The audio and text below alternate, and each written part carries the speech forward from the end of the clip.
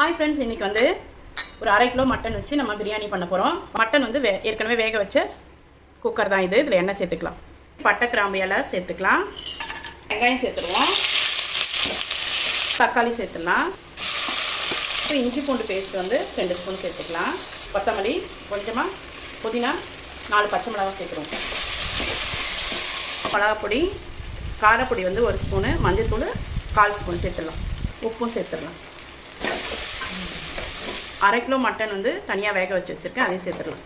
2 spoon தயிர் சேர்த்துக்கலாம், தண்ணி சேர்த்துக்கலாம். ஒரு 2 நிமிஷம் நல்லா கொதிச்சிருக்கு. இப்போ வந்து அரிசியை சேர்த்துடலாம். ஒரு தடவை வந்து அரிசியை நல்லா மிக்ஸ் பண்ணி விட்டுட்டு அடுப்பு வந்து சிம்மில் போட்டுட்டு ஒரு 10 நிமிஷம் இருக்கட்டும். நம்ம கடையிலலாம் நல்லா ரெஸ்டாரண்ட்டில் சாப்பிட்றோம் பாருங்கள், அந்த மாதிரி வரும். அந்த மாதிரி பிரியாணி தான் நான் இன்றைக்கும் பண்ணியிருக்கேன். இந்த வீடியோ பிடிச்சிருந்தா லைக் பண்ணி சப்ஸ்கிரைப் பண்ணுங்கள்.